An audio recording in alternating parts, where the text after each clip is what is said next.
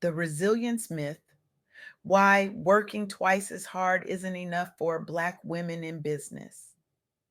Thank you all for being here today. I'm truly honored to stand before you to share insights that have fundamentally shifted my understanding of success, resilience, and empowerment.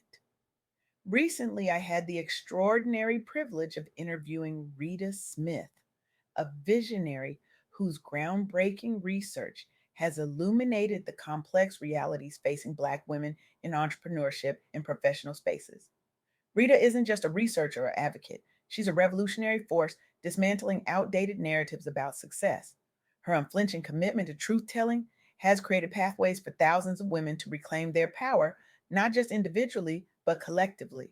Through her work, Rita has transformed boardrooms, policy discussions, and kitchen tables alike, always insisting that we look beyond inspirational quotes to the systems that shape our lived experiences. What struck me most about my conversation with Rita was her ability to cut through comfortable platitudes and speak unvarnished truth, not the sanitized version we often hear in professional development seminars, but the raw, honest reality that many experience yet rarely see acknowledged in professional settings. We've all heard the narrative: work twice as hard, be twice as good, push through, persevere. The story of individual resilience is powerful, inspiring, and woefully incomplete. Here's the truth Rita shared that fundamentally challenges how we typically frame these conversations. Black women's experiences in entrepreneurship and the workplace aren't just about individual resilience or personal drive. They're a reflection of broader systemic inequities that persist regardless of qualifications, education, or effort. This isn't abstract theory, it's evident in hard data. Even as overall unemployment rates remain stable, Black women's unemployment has risen sharply, almost twice as high as white women's. This isn't coincidence or bad luck. It's a pattern revealing how economic vulnerabilities affect some communities first and most severely. As Rita powerfully stated, this isn't just about working harder or pushing through, it's about recognizing and addressing the structures that make certain journeys uniquely challenging. Let me be clear. This talk isn't about diminishing the importance of personal agency or resilience. Those qualities matter deeply. But when we focus exclusively on individual effort, we miss the bigger picture. We inadvertently place the burden of systemic problems on individual shoulders. Consider what the Joint Center for Political and Economic Studies has documented. Black women often serve as canaries in the coal mine for larger economic problems. When recessions loom, Black women typically experience job losses first, even those with advanced degrees and impressive credentials. Jasmine, a marketing executive with an MBA from a prestigious university, shared her story with Rita. Despite 15 years of progressive experience and consistently stellar performance reviews, she was among the first let go during her company's restructuring. Meanwhile, several less experienced colleagues remained. This wasn't an isolated incident, it was her third experience being first on the chopping block during economic downturns. This pattern isn't random. It reflects historical marginalization in hiring practices that continues today in more subtle but equally damaging forms. The data shows that Black women are often the first to feel economic contractions and the last to benefit from expansions. What's remarkable is how communities have responded.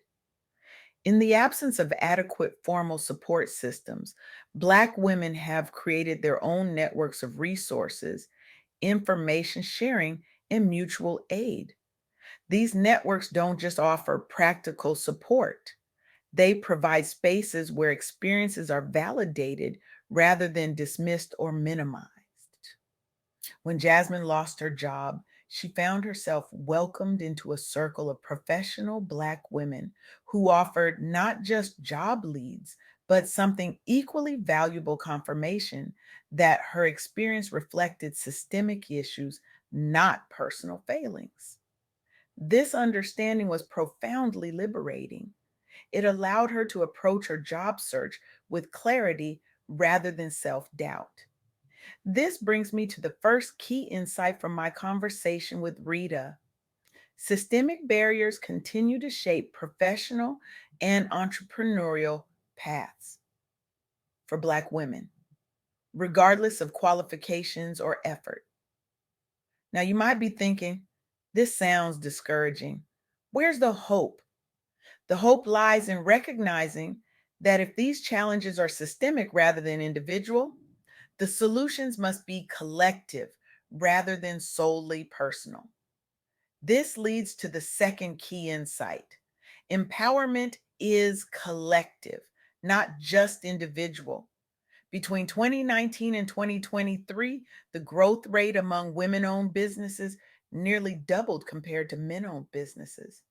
Female owned startups, including many led by Black women, now outperform male led ones on ROI metrics, according to Fundera by NerdWallet. What's driving this success?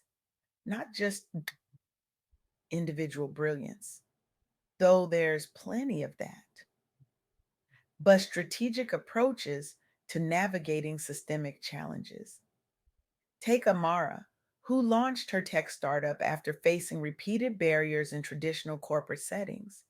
Rather than continuing to fight for recognition in spaces that consistently undervalued her, she created her own. But she didn't do it alone. Amara leveraged digital platforms that allowed her to bypass traditional gatekeepers. She formed diverse teams that fostered innovation. She connected with other women entrepreneurs who shared resources, strategies, and emotional support. Most importantly, she created a business model that intentionally addressed the barriers she had faced. Her company now prioritizes hiring women of color in tech and has created mentorship programs specifically designed to support their advancement. This shift represents something profound. It's not just about individual women succeeding against the odds, it's about changing the odds themselves. The startup activity rates for women have increased from 6% before 2005 to over 10% after 2020.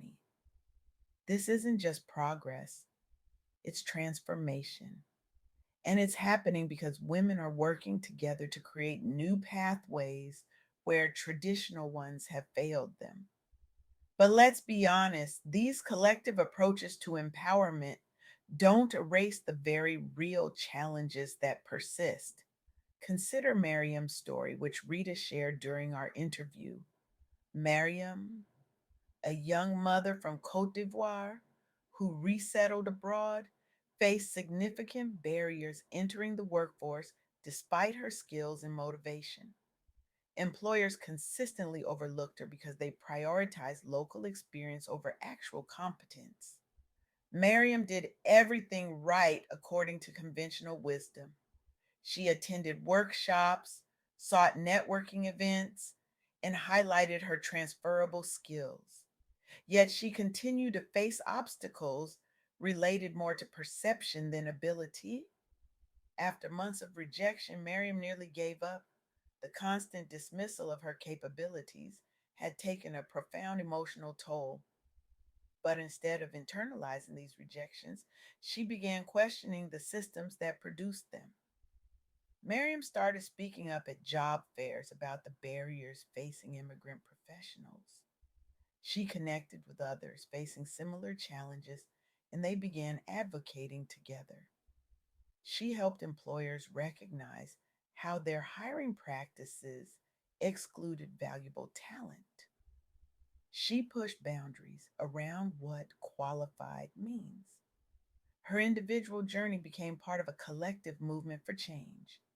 This brings me to the third key insight: visibility inspires action. When we share real stories, not sugar coated versions, we create space for healing and connection. We motivate others to pursue their own paths authentically. Miriam's willingness to share her struggles didn't just help her, it created ripples that benefited others facing similar challenges. It helped employers recognize their own biases. It inspired community organizations to develop more effective support programs. This is the power of visibility. Not visibility for its own sake, but visibility that leads to the concrete action and change. Now, I want to be clear about something.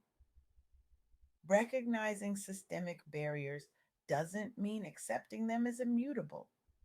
It means understanding their nature so we can dismantle them more effectively. It means acknowledging that while individual resilience matters, it shouldn't be necessary just to achieve basic equity.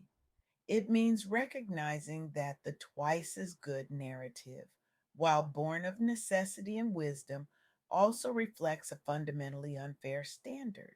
It means understanding that when we frame success exclusively in terms of individual effort, we inadvertently reinforce the very systems that create unequal burdens in the first place. So, what does this mean for how we approach empowerment? First, it means balancing individual and collective approaches.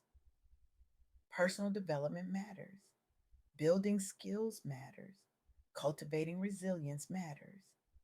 But these individual efforts must be complemented by collective action that addresses root causes rather than just symptoms. Second, it means creating spaces where authentic stories can be shared without judgment. Not just success stories, but stories of struggle, setback, and the messy, nonlinear paths that real change often follows. Third, it means recognizing that empowerment isn't just about helping individuals navigate broken systems, it's about transforming those systems themselves. This is where Rita's work becomes so crucial. By highlighting these realities with data, stories, and clear analysis, she helps us see beyond individual narratives to the broader patterns that shape our collective experience. So I leave you with this challenge. What would it look like if we stopped asking ourselves how we can fit into broken systems and instead asked what we need those systems to become, so all our brilliance has room not just to survive, but truly thrive? This isn't just a philosophical question, it's an urgent call to action.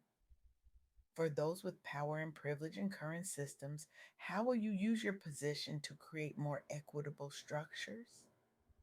Will you examine hiring practices, promotion criteria, and funding decisions for hidden biases? Will you amplify voices that have been systematically silenced?